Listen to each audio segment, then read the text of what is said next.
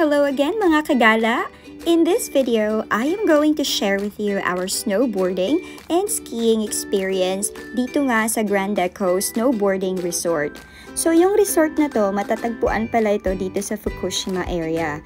We actually live also here in the same prefecture, but our town is a little bit far from this resort. Parang 2.5 hours away siya. So, as you can see, snowy na yung area na to and yung lake dyan, nag-yellow na, pero hindi pa siya perfect for winter fishing. Baka mahuhulog ka pa dyan. So, hindi siya ganun ka-icy talaga. So, yung first stop namin is yung rental shop. Luckily, mas mura yung rent ng equipment dito. So, we only paid 2,000 yen or more or less 700 pesos lang. So, ayan, happy kami. Medyo luma siya, pero okay na din. Good na for beginners like me. So, eto nga pala guys yung ski resort. So, as you can see, madami dyang mga trying hard and pros na skiers and snowboarders. So, ako naman din ako sa trying hard. Charot. So, nagpapaturo nga pala ako dito sa kasama kong ALT. So, buti na lang very patient siya. Naturuan ako mag-ski. Kasi last time, nag-try ako ng snowboarding. So, medyo na-disappoint ako doon kasi hindi ako naturuan ng maayos. And then, after nung practice, nag-try na kaming umakyat doon sa taas. Doon talaga sa peak ng mountain. So, bago ka makaakyat doon, sasakay ka sa tinatawag nilang gondola.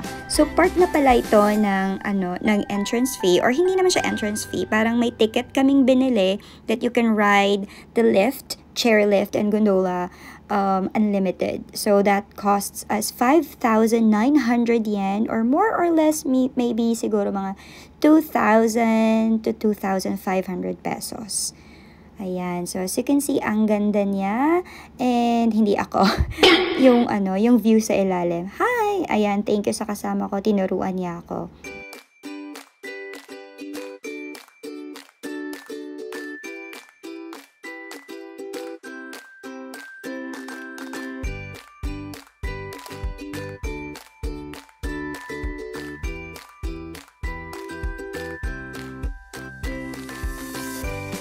So anyway, itong ride nga pala na to is about 10 to 15 minutes, if I'm not mistaken, mula doon sa baba hanggang sa tuktok ng bundok.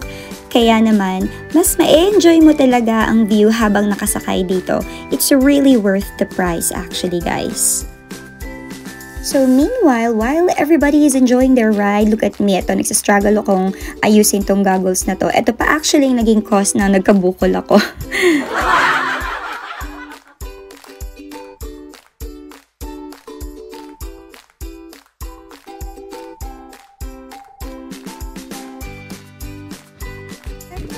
Yeah. Bye.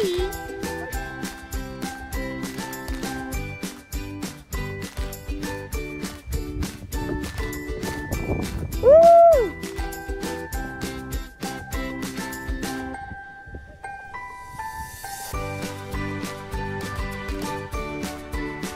Wow!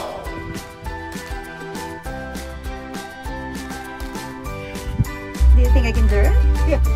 Ayan. Ito naman pala yung tinatawag na chairlift. So, mula doon kanina sa part na nagsiski kami, umakyat ulit kami pabalik doon sa tuktok para sumakay sa gondola. Mula sa taas hanggang sa pababa. Kasi sobrang taas niya at hindi talaga namin kayang mag-ski hanggang doon sa pababa. Kasi merong part na super steep siya. So, baka mabugbog yung katawan namin doon.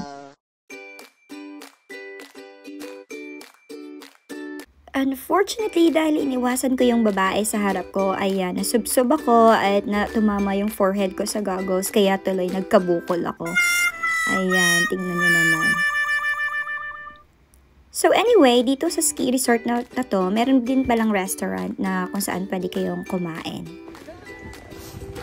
So after nga namin kumain ng lunch namin, nag-decide ako na lumabas ulit at itry yung ski. Kasi parang gusto ko talaga siyang matutunan kahit papano. Pero worth it naman yung binayad ko, diba? So, ayan. Feeling expert yon. Amazing! Pero actually, guys, nagsistruggle talaga ako. Lalo na yung ma-master yung paano tumigil, yung pag-break. So, ayan. medyo may technique kasi kung paano ka makastop habang nagsiski na hindi ka tumambling dyan.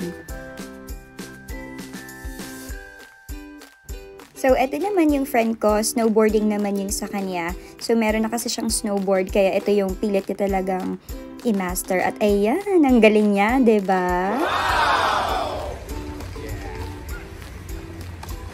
At yun, twang. Ayun, nasubsub siya dahil may natamaan ata siya. That was huge! Was that me? Okay. So, after a few hours, nag-decide na nga kaming umuwi kasi nagugutom na din kami. Parang dahil nag-ski ulit kami, so ginutom ulit kami. Kaya ayan, paalis na kami at ibabalik na namin itong na-rent naming mga equipment. And then after that, parang naghahanap kasi kami ng ramen. So, syempre, bago yan ipasok sa sasakyan, kailangan siyang linisin para hindi naman madumi yung sasakyan. Ayan, pinagpagan muna namin ng snow yung mga gamit namin.